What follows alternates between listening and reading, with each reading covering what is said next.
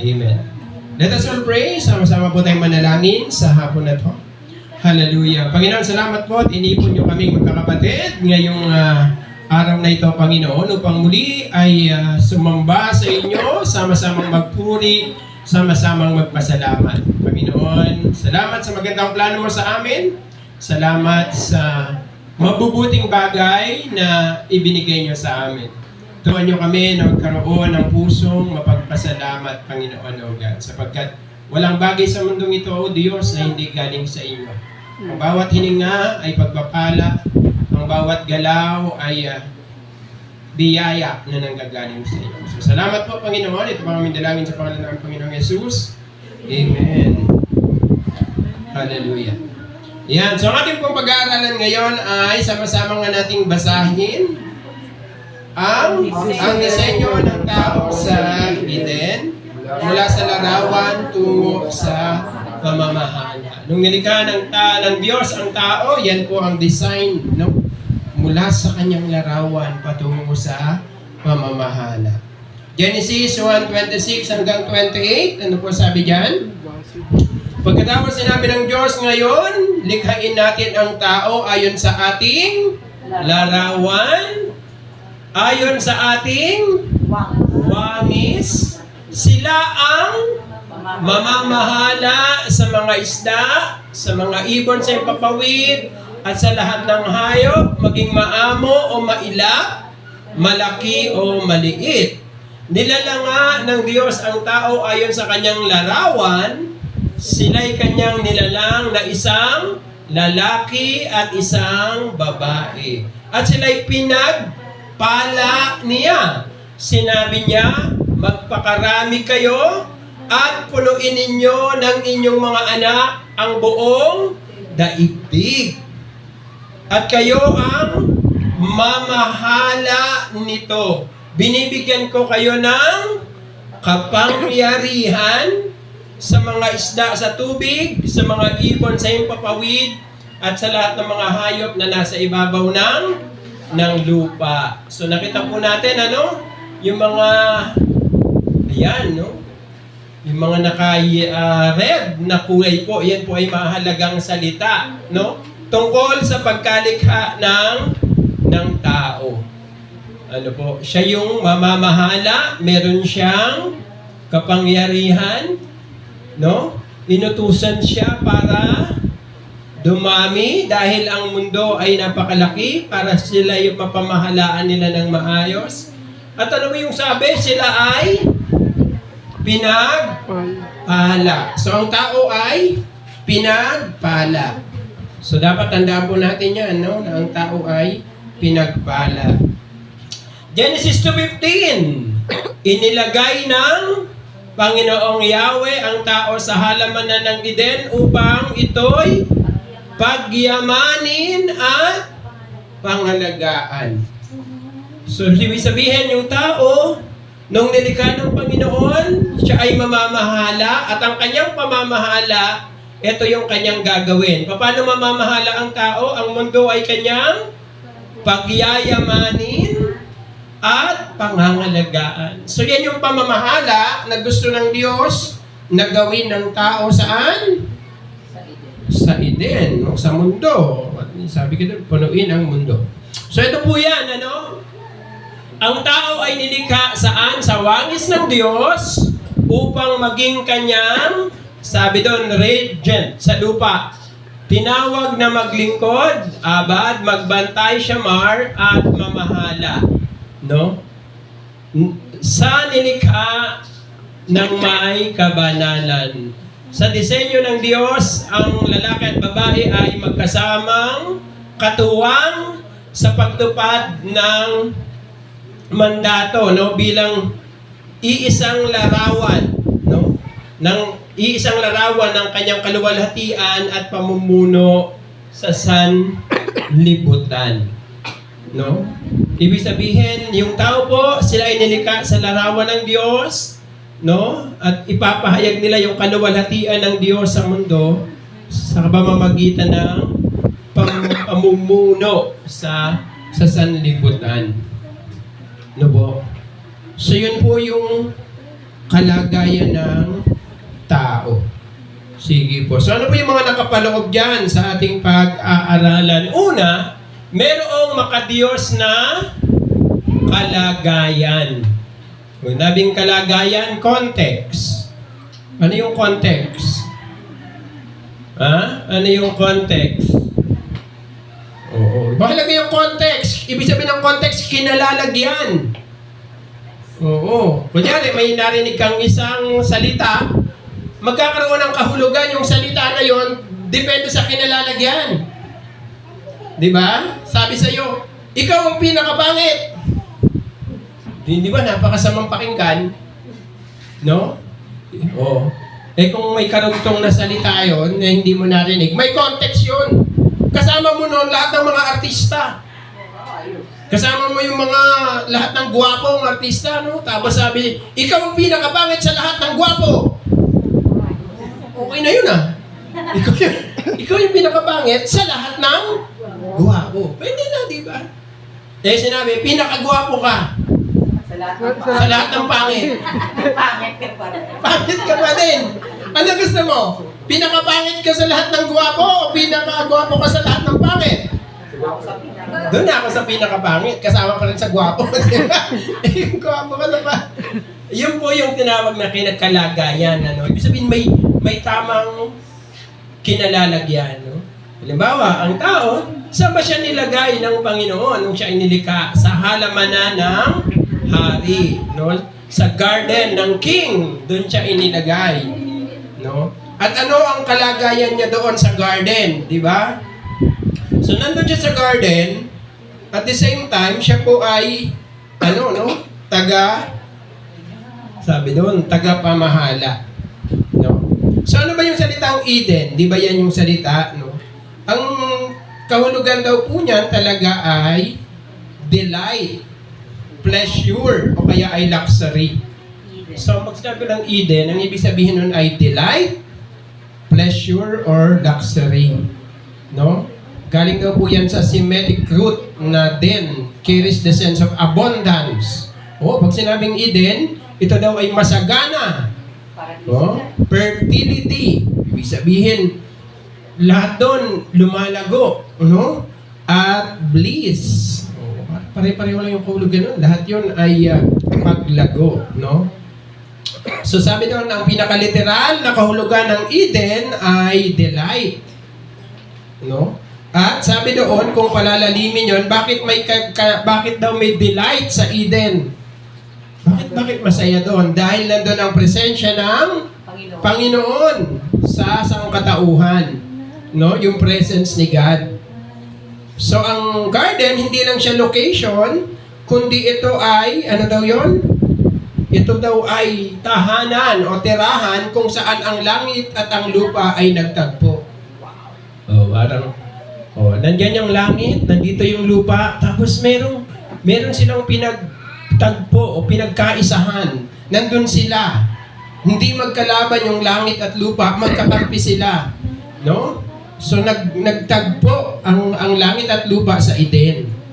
Where man walk with God, kung saan ang tao ay lumalakad kasama ng Diyos. No? So kaya nga ang Eden pwedeng mag-represent ng delight of living in God's presence. Delight of living in God's presence. Sa mga Kristiyano, ano sabi ng Bible? No? Bakit Emmanuel ang pangalan ng church natin? God is with us. Lumalakad kang kasama ng Diyos. So di ba yun ang katangian ng Eden? Na ang Diyos at ang tao ay magkasama. So, nung si Kristo ay magkatawang tao, anong layunin niya?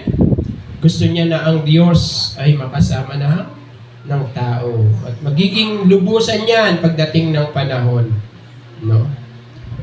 So, sa Eden, dito sa halamanan na to, inilagay ng Diyos ang tao para to take dominion. Di ba yun yung salita dyan?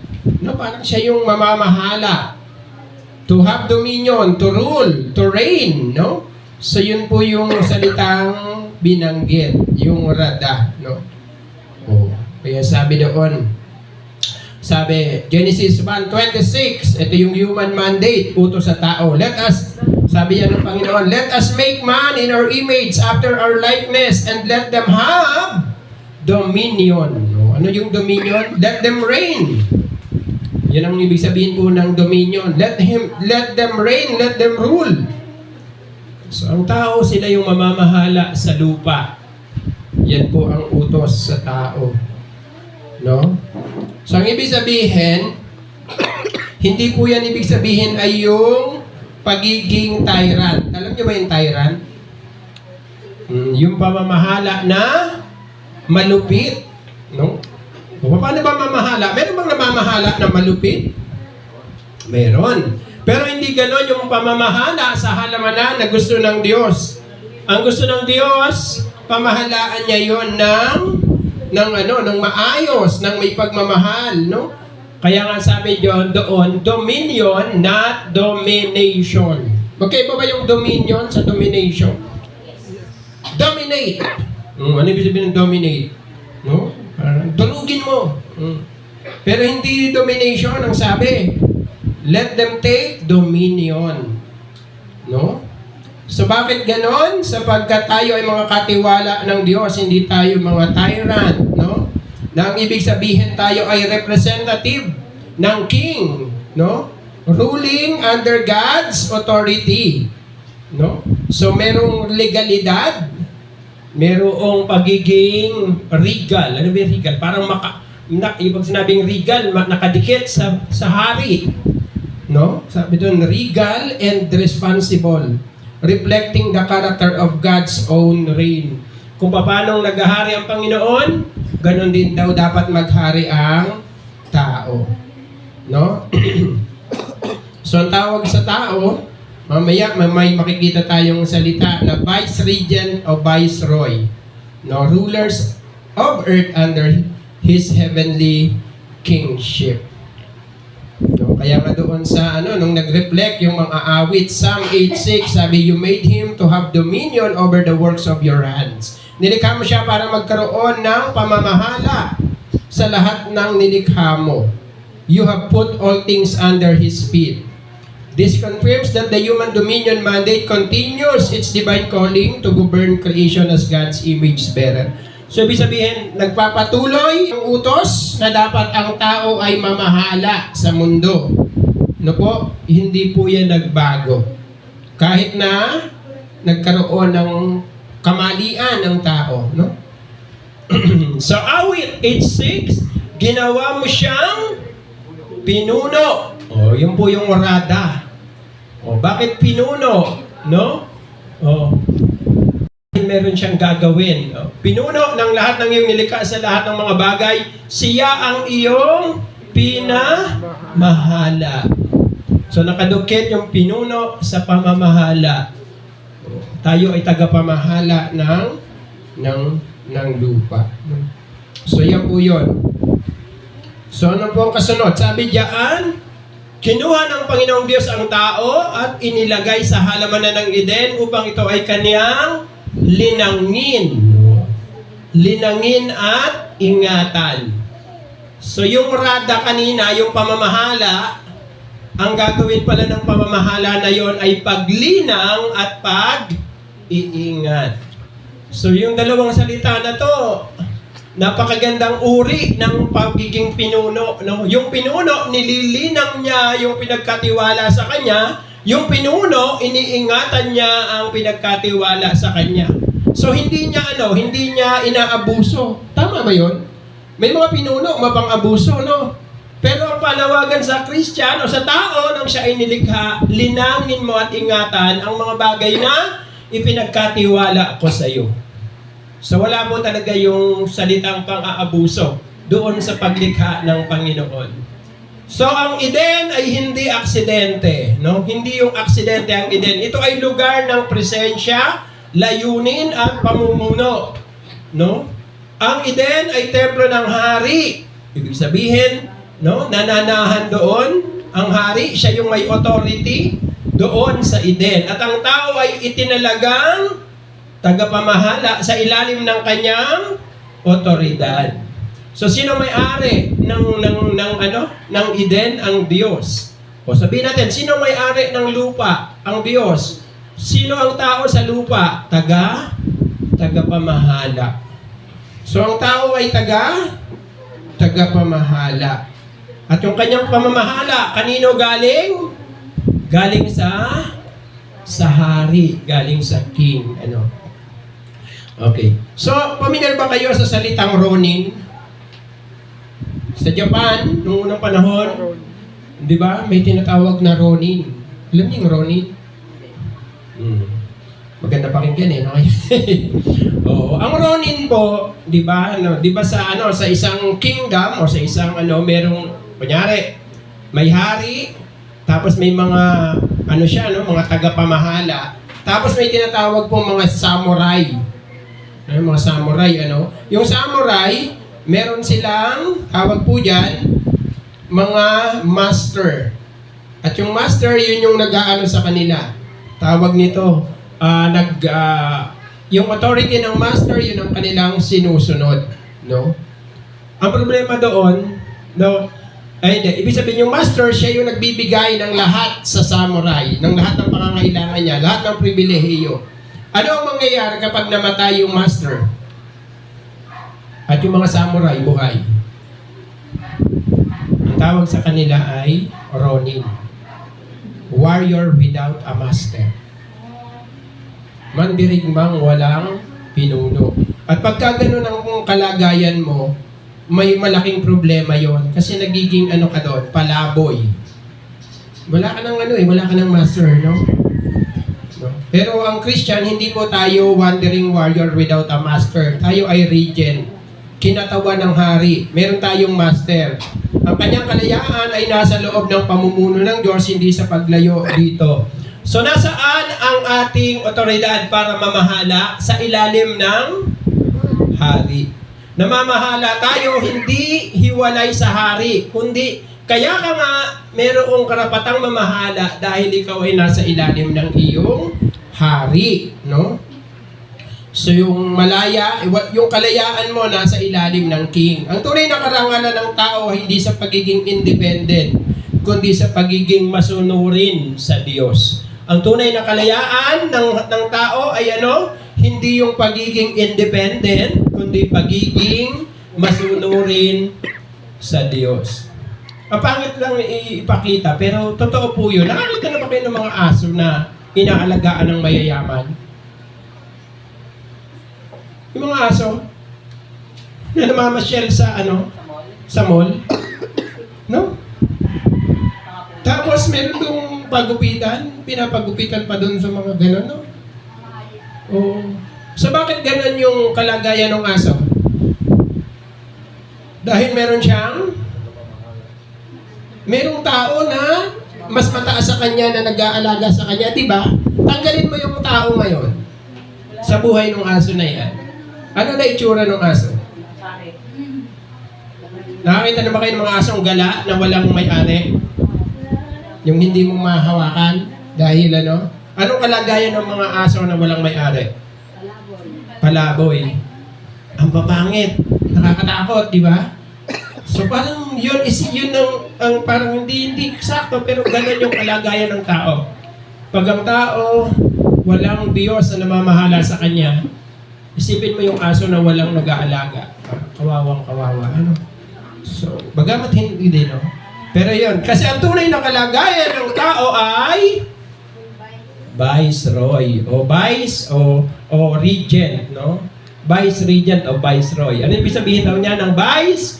Latin, no? Vice ata, vice meaning in place of, at roy from the Latin Old French, nang ibig sabihin ay roy meaning king. Ang roy pala king sa French, no? So, pag sinabing tayo ay viceroy, literally means one who rules in place of the king. Yan. One who rules in place of the king. So, ang tao daw ay namamahala bilang viceroy ng king. So, imbis na ang Diyos ang namamahala, sa iyo binigay yung pamamahala. Okay? So, yan. So, ibig sabihin ng governor or ruler who represents a monarch in a colony, province, or distant territory. So, yun pang ibig sabihin yan.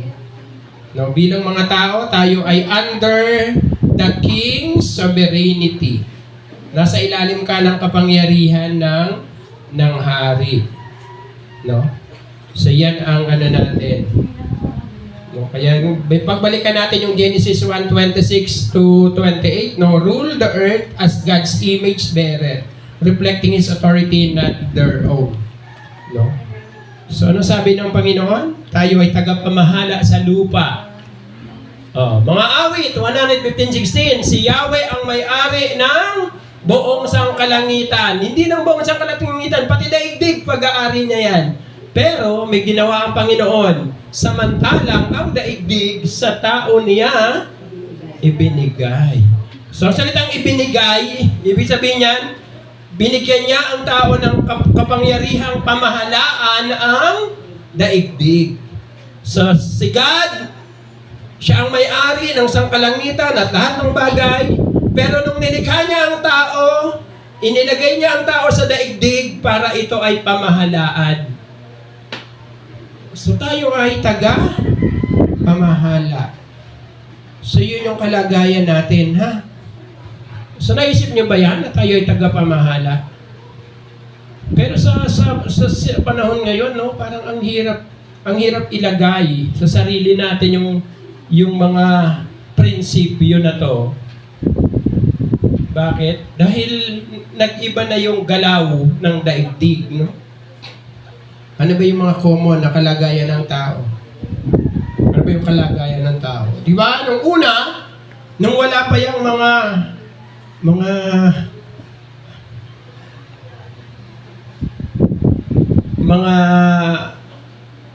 ngayon kasi ang linaw-linaw na kung sino mga may-ari ng lupa. Marami bang tao walang sariling lupa? Kaya ang tagal mo na doon, pagdating ng mga tunay na may-ari, napapaalis, grabe, nakakatakot. Pero, sabi natin, tao pero yun nga, in general, ang tao po ay binigyan ng Diyos ng kapangyarihan na pamahalaan ang mundo. So tayo po yan, no? Tao. Ang makadiyos na kalagayan, ang halamanan ng hari. Pinagkatiwala sa tao, para kanyang alagaan. Ano yung pangalawang katotohanan o disenyo ng Diyos sa Eden?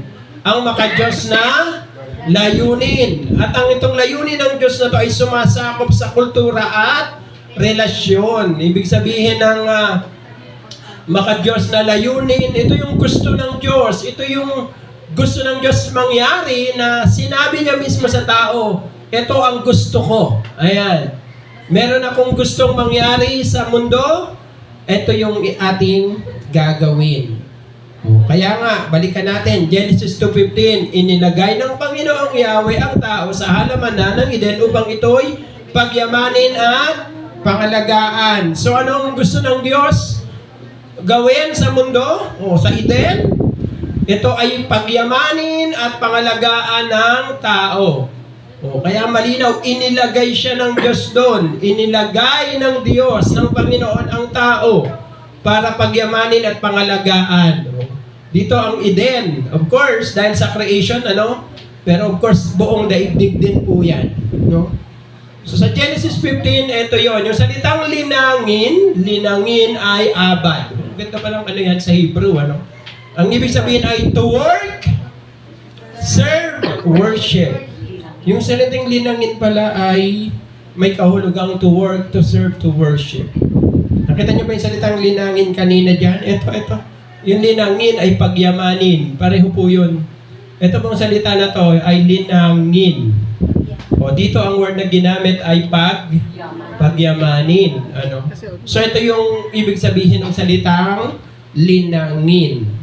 No? At yung salitang pangalagaan ay may nangangahulugan din po yan ng salitang ingatan. So yung salitang pangalagaan ay ingatan, which is shamar, to keep, to guard, to protect. Yan pala yun, Nilagay ng Diyos ang tao sa lupa para linangin ito at ingatan ang gawaing ibinigay sa tao ay hindi lamang trabaho, kundi pagsamba. Actually, pag ginagawa natin ang gawain ng Diyos na binigay sa iyo, yan po ay anyo ng pagsamba. No? Oh, ano ba yung sabi doon sa Romans chapter 12, verse 1 and 2? Offer your body as a living sacrifice, holy and acceptable to God, which is your reasonable worship. So ang pagsamba po, pag ginagawa natin ang kalooban ng Diyos, yan ay isang uri ng pagsamba. Yan po ay paghahayag ng kaluwalhatian ng Diyos. Kaya nga sabi doon, kaya nga kung kayo man ay kakain o iinom, gawin ninyo ito para sa ikaluluwalhati ng Diyos. Kahit pala yung pagkain at pag-inom, pag ito ay ginagawa mo ng tama, ay pagsamba sa Diyos sapagkat siya ay naluluwalhati. No? Naluluwalhati siya doon sa ginagawa mo. So pag ginagawa mo yung tama, ikaw ay in a sense ay sumasamba sa Diyos. Pag ginagawa mo ang pinagagawa niya sa iyo. No? Kaya nga yung isa sa mga kilalang lingkod ng Diyos noong unang panahon, nasa bukid siya, nag-aararo, nagtatanim. Tapos biglang, ano siya, no? Ibig sabihin siya ay taong din siya, simbahan. So dumating yung mga tao, sabi, dadating na ang Panginoon, bakit ganyan ang ginagawa mo? Nagsasaka ka? Sabi, padating sa si Lord. Sabi, kung dadating na si Lord ngayong araw na to, anong gagawin mo? Ano sagot niya? Magsasaka pa din. Bakit? Alam ko na ito pinagagawa niya sa time na to sa akin. So, ibig sabihin, pag alam mo na ang pinagagawa sa iyo ng Diyos, yun, ano? Sabi ko, grabe, no? Halimbawa, isipin natin to. Kung tatanungin natin, Biko Soto, dadating na ang Panginoon. Ano kaya yun? Ano kaya ibig sabihin natin nun? Biko Soto, dadating na ang Panginoon. Ano kaya ang isipin ni Biko? Magpapastor na ako. Kalagay mo, pag sinabi mo kay Biko, dadating na si Lord, magpapastor siya. O lalo niyang paghuhusayan, yung kanyang pagiging mayor. Diba? So pag ginagawa natin ang tama, sa panahon na itinakda ng Panginoon, iyan po ay pagsamba sa Diyos. Pagsamba sa Diyos. So ginagawa ang tama. So kung nililinang mo ang binigay sa iyo ng Diyos at iniingatan mo ang binigay ng Diyos sa iyo, ikaw ay in a sense, sumasamba sa Diyos. So abad, doon ay pagsasaka bilang pagsamba. Diba? Si Adan sabi, Adan, alagaan mo to. No? Of course, pwede natin sabihin, teka muna, nung time na yun, sila lang yung tao Paano sila mag-i-evangelize? Wala pa namang i-evangelize nung time na yun. Tama ba yan? Kaya pagsasaka, pagsamba yun. Bakit? Ito yung ginagawa, ito yung utos ng Diyos na dapat nagawin nila, no?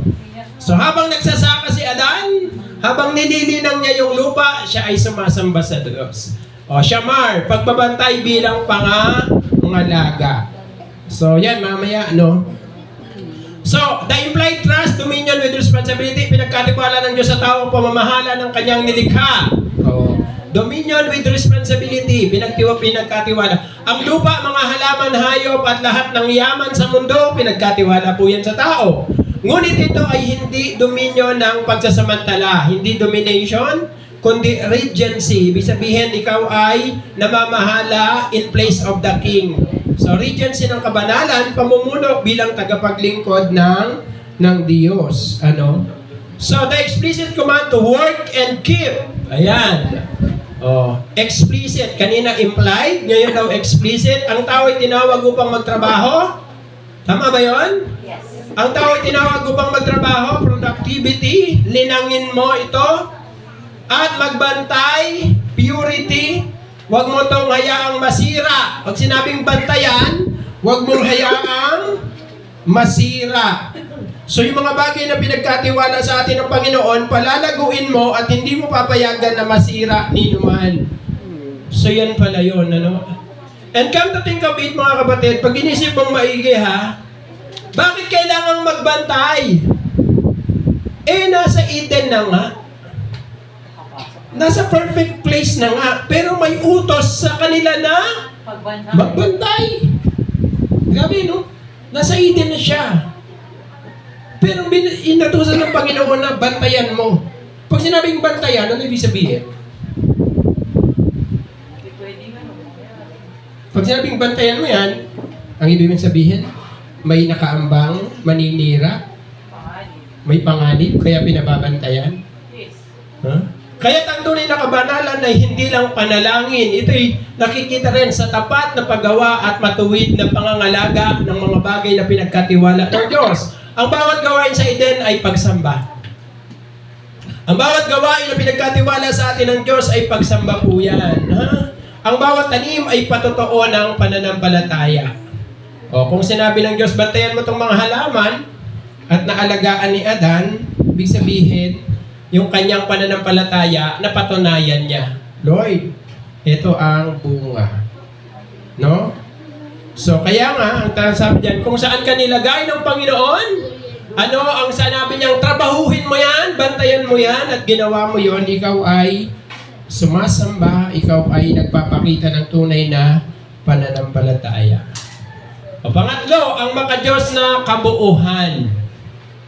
So ito yung mga sabi natin, disenyo, design ni Lord sa Eden. Merong makadiyos na kabuuhan. Ang babae ay nasa lalaki. No, nung nilikha ng Diyos si Adan, nauna si Adan, di ba? O, nung nilikha ba si Adan, nandun na si Eva? Nandun na. Pero kay Adan pa. Di ba? Na kay Adan pa. Kasi, parang pag inisip mong maigi, pag binabasa yung Bible, ang nagiging dating, afterthought lang yung babae. Sabi doon, di ba? At nakita ng Diyos si Adan na nalulungkot. Kaya sinabi ng Diyos, hindi mabuti sa lalaki ang mag-isa. Parang, paano kung hindi nalungkot si Adan? Walang babae? Na di ba sabi doon, nakita ng Lord? Tama ba yun? Nakita niya ba sa Bible yun? Nakita niya na si Adan ay nalulungkot. Kaya sabi doon, nilikha yung babae. Kaya ba nilikha yung babae dahil nalulungkot si Adan? Ibig sabihin, kung masaya si Adan, walang babae. Buti nalungkot. Buti nalungkot kami. Weh. Mga kapatid, hindi po kaya nalungkot si Adan. Hindi dahil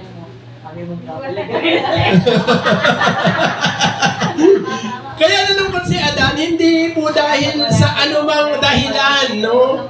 Yung paglikha ng Diyos kay Eva, hindi dahil nalungkot si Adan.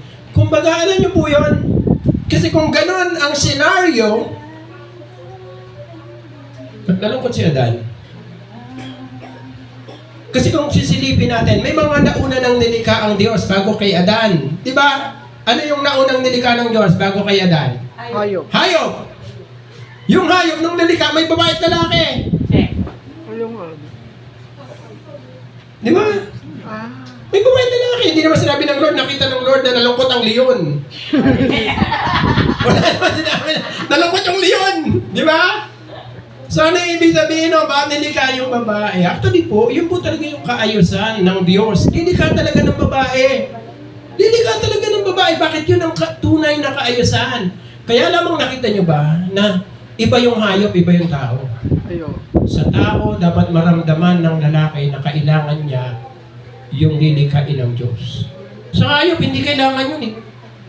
Di ba? Hindi kailangan. Pero sa tao, di ba? Paano mo pinahalagahan ng isang bagay?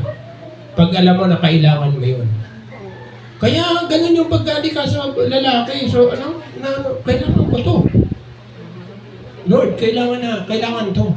No? At alam ng Diyos na kailangan yun, no? At nakita nyo, sa tao lang yun ginawa. Hindi ginawa sa hayop. Kaya malaking-malaki ang pagkakaiba ng hayop sa tao. No, nakita ng Diyos, malungkot si Adan, ginawa si Eva. Oh, hindi ginawa si Eva, si Esther, si Ana, si Pe.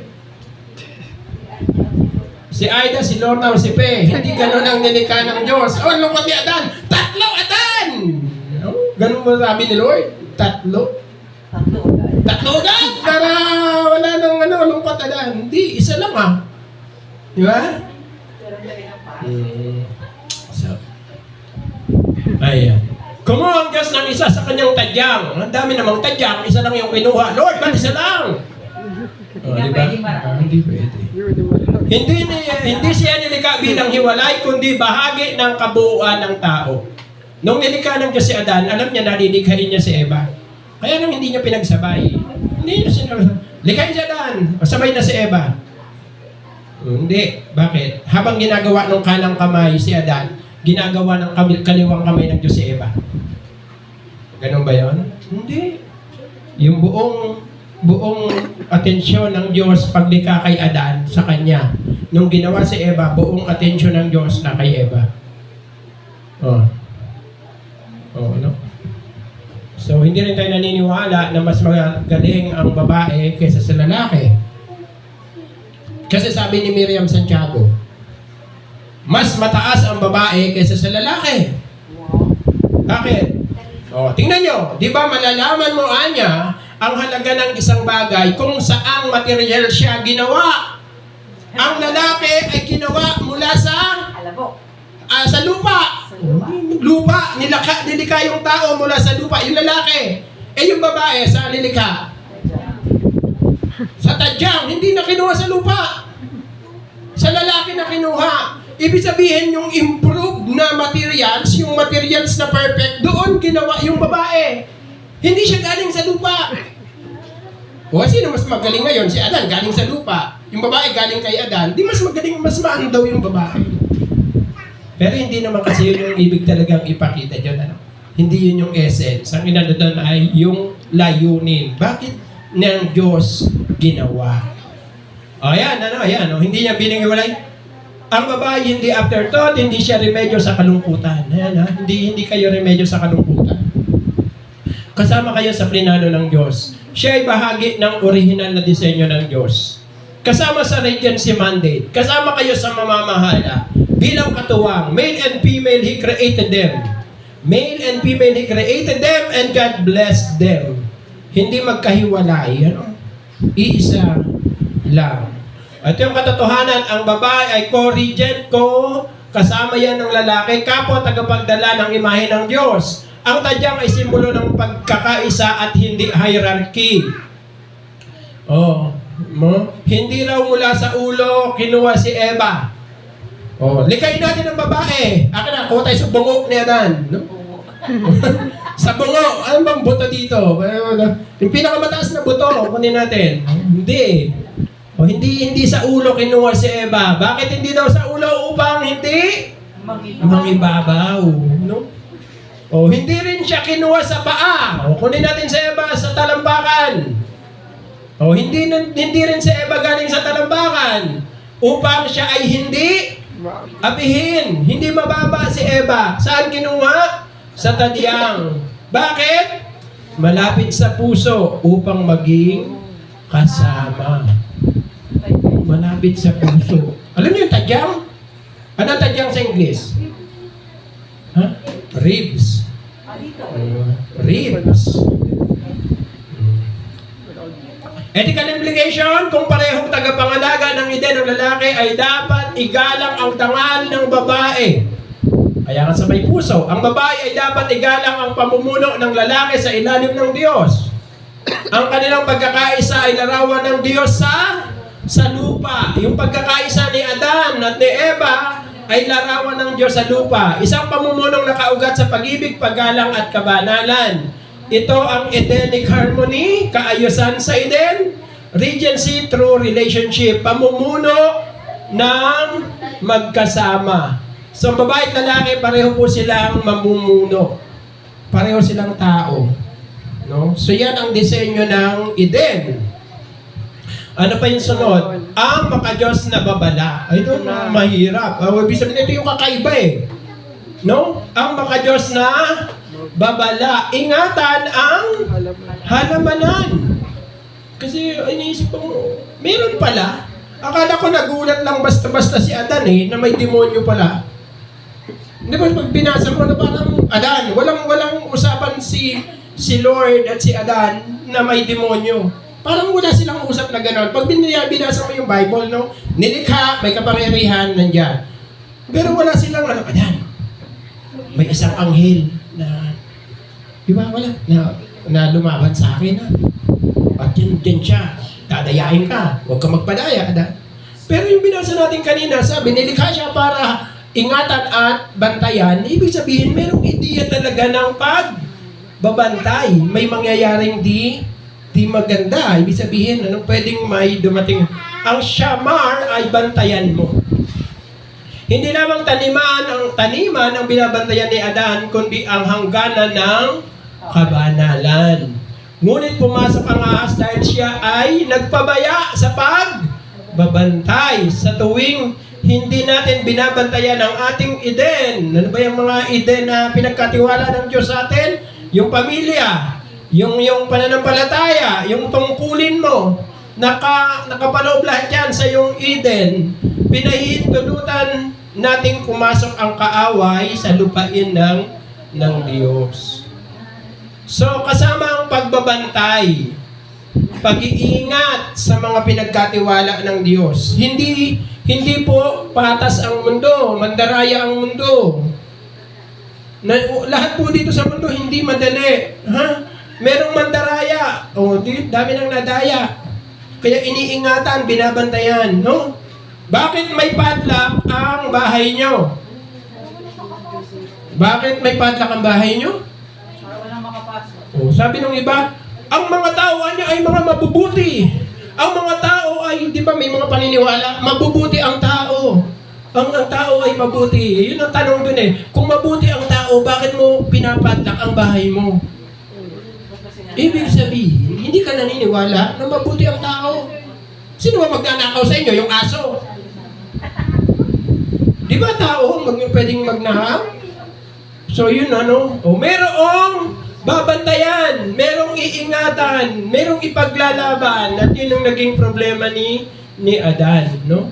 Actually, yung problema niya doon talaga yung ang naging problema talaga ni Adan, nawalan siya ng katalinuhan. Kasi ang sabi doon, pag binasa niyo yung di ba? Sabi doon, ang pinaka-shrewd na hayop sa halamanan ay ang ahas. Tama ba yon? Meron bang nakalagay doon sa Bible na ang ahas ang pinaka-shrewd, pinaka-tuso doon sa garden? Anong problema ni Adan? Anong problema doon ni Adan? Ang problema ni Adan, mali yung kanyang naging pagtingin sa sitwasyon. Sabi nga, napaglalangan. So dapat pala si Adan, kung merong salita doon sa garden, hindi ang ahas ang pinakatuso. Ano ang dapat na salita? Si Adan ang pinakatuso sa garden. Yun pala ang dapat na salita. Dahil hindi siya tuso, napaglalangan siya. Well, ginagamit natin yung salitang tuso in a positive sense. Si Adan ang pinakamatalino sa garden. Dapat ganun. Bakit? May mandaraya. Dapat hindi siya madadaya. Kaso, hindi siya naging matalino. Kaya siya nadaya. Actually, dapat doon sa garden, si Adan ang pinakamagaling dapat. Pinakamalakas dapat. Siya dapat yung pinaka-powerful. Bakit? Sabi ng Bible, di ba? Binigay sa kanya ang kapamahalaan, authority sa Eden. Palagay nyo, nung nilikha ang Eden, nandun na kaya ang mga elepante at leon? May elepante at leon din kaya doon sa paglikha? Nandun din yun. Ang tanong, mas malakas ba si Adan kaysa sa elepante nung nilikha? Kung isipin, yung power kaya ni Adan, di ba yung lakas niya? Kasi lakas din kaya siya ng elepante. Kasi sabi doon, may mga hayop doon, di ba? Mailap, may mga beast. Palagay nyo, magkaiba kaya yon? Ibig sabihin na yung elepante kayang buhatiin ni Adan yun at ihagis. Na-imagine nyo ba yun? Na perfect place sa tao? Palagay ko, yung elepante mas malakas pa din kay Adan eh. Yung leon mas malakas pa din kay Adan. Pero, mas matalino si Adan sa kanila. Di ba? Alam nila yung authority ni Adan. Ano? Ginagalang nila si Adan. So, ibig sabihin, dapat, kung ang mga tawag natin sa mga hayop na yon, monster, dapat si Adan, monster din. Di ba? Ibig sabihin ng monster din, kaya niyang ni Adan tapatan at supilin at isabdu at pamahalaan at i-dominate yung mga monster. Di ba dapat? Kung siya yung dinominate ng mga monster, ano nangyari, di ba? So, ano ibig sabihin? Tao, maging malakas ka. Tao, maging matalino ka. Yan ang mandate. Kahit dun pa lang sa creation. Tao, ikaw ang nasa taas. Hindi kita nilikha tao na nasa ilalim.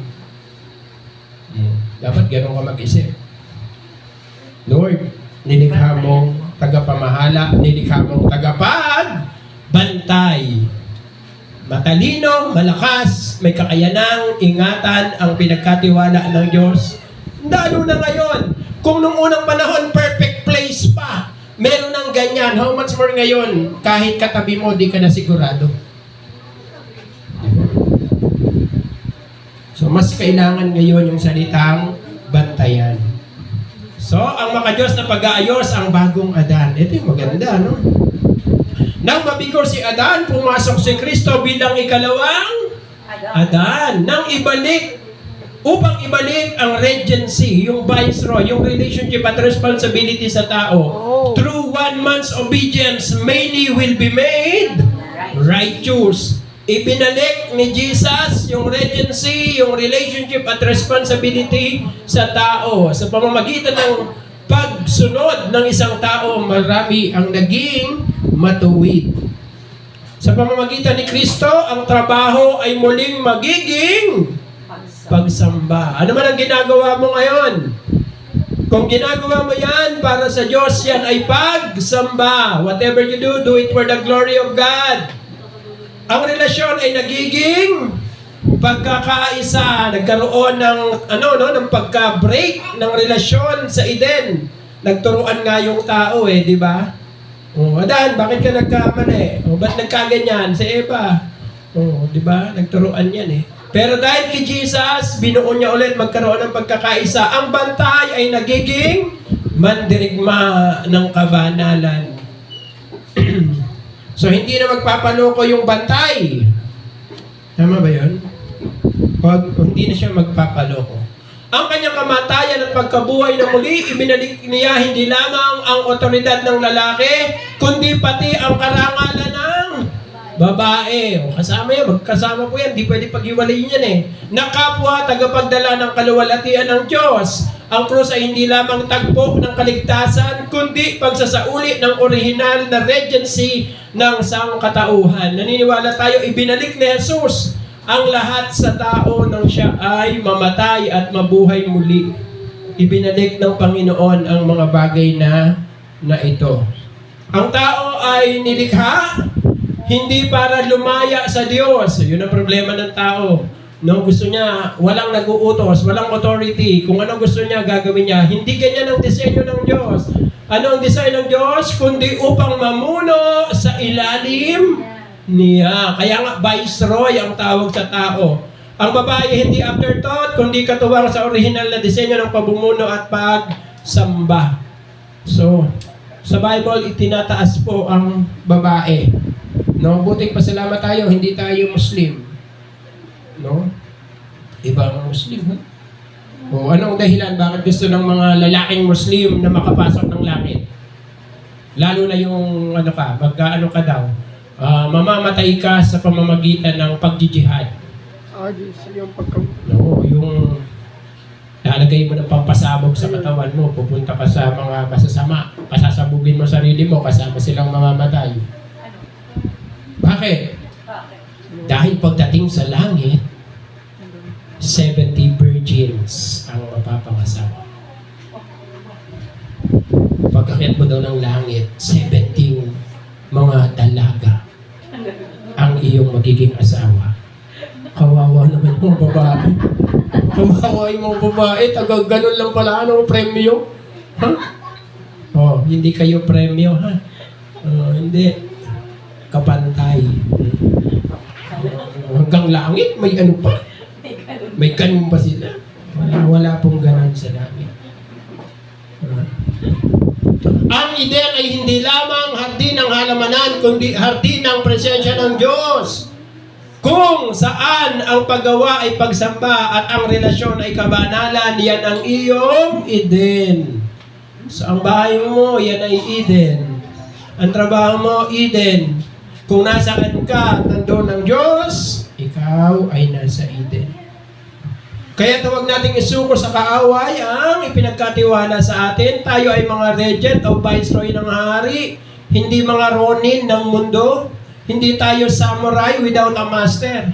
Tayo ay viceroy. Merong hari na nag-authorize sa atin to do the things na dapat nating gawin. At sa pamamagitan ni Kristo, ibinalik niya tayo sa orihinal na karangalan ng pagiging kanyang kawangis, tagapamahala, tagapangalaga, at tagapagtanggol ng kanyang kaluwalhatian. Yan po ang tunay na kalagayan natin bilang mga tao na tinubos ng dugo ni Jesus. Ano tayo? Kawangis ng Diyos na tagapamahala, tagapangalaga, at tagapagtanggol ng kanyang kaluwalhatian. O, ibig sabihin ng mga bagay na mabubuti, ng mga bagay na pinagkatiwala niya sa atin. So ito po ang tunay na kalagayan natin bilang mga Kristiyano. Ano po? Sige po, tayo po ay manalangin. Panginoon, salamat po sa pagpapaalala sa amin na ang nangyari sa paglikha, ang mga bagay sa cultural mandate, ibinabalik sa amin at ibinalik sa amin ni Jesus. Lord, nilikha ang tao na maging tagapamahala. Tagapamahala at Lord, hindi lamang mamamahala na kung ano man, kundi merong kakayanang pangalagaan ito at Lord, may kakayanang ingatan yung mga pinagkatiwala mo sa amin. Lord, naniniwala kami, meron po kaming magagawa. Meron kaming kakayanan sapagkat kami po ay nilikha mo. Kami ay tinubos mo. Kami ay pinalalakas mo. Kami ay minahal mo. Kami ay ginawa mong banal. Salamat po. Muli po, Panginoon, tinatanggap namin at ipinamumuhay namin at gagawin namin ang panawagan namin. Kami ay mga viceroy ng hari.